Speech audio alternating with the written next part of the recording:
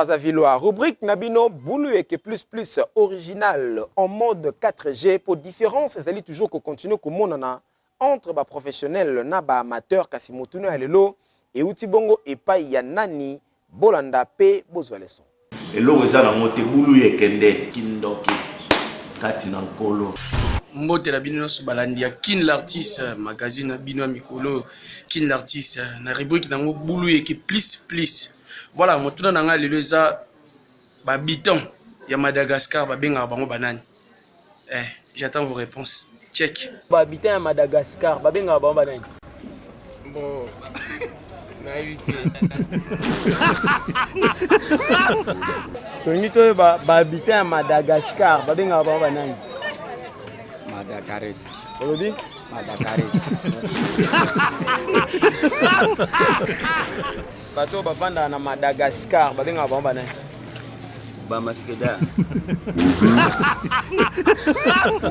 Toni to babiton ya Madagascar babenga bango banani. Madagascar. Toni to babiton ya Madagascar babenga bango banani. Madagascar. Olobi? Madagascar. Toni to babiton ya Madagascar babenga bango banani.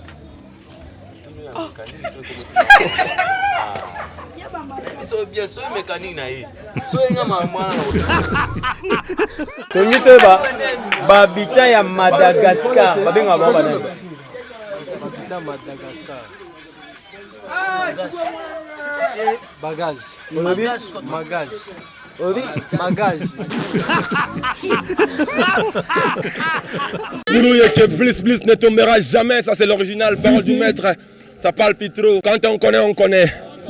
Et quand on ne connaît pas, on apprend, parole du jeune maître. Binomoko bomoni lokola Boulou et que plus original en mode 4G, il y a le côté là qui vient de la banda kubokanga bapanzi pe boseki ebele kasi ndenge to mesana ko sabino tango zali koseka kobosana ka big na papier te pona kokoma ozwa leçon bokanga pe bosimba yango malamu ke babiton to pe batu oyo bafanda ka bongo na mboka ya Madagascar babenga ka bango kaka ba malgache. Merci pour vos leçons. To komi na suka ya présentation ya magazine Kin l'artiste ya mokolo lelo soki sepela kibino bo pesa merci na Jules Ntumba yende akumbela ki édition qui toko avec impact na idéologie na sima caméra Fretas Mbama ku véritable guerrier mwana ya Changu pe na montage Innocent Matengo elongo na héritier Mbula Mystère Drone mwana mukie maele belé bangonde ba montaki ba élément ya mokolo ya lelo kasi botika to pesa bongo Bambote ebele pe ba bon séjour awa na Kinshasa epai ya monsieur Rocky Ngandunu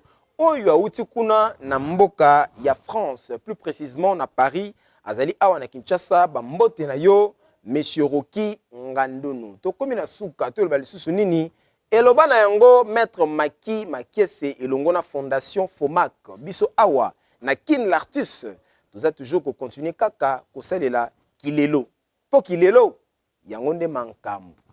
Tout le balisusu nini pour tout travail mérite bien son salaire. N'importe quoi dit. Okotuna ngulu le kwa ngulu lo bakate. Okodundango. Kasi to pesi bongo ba condoléances ebele et pa ya l'artiste musicien Ibrator Mpiana. Oyo uti bongo ko bungisa mama na ye mokula lobi kuna na ville ya Lubumbashi.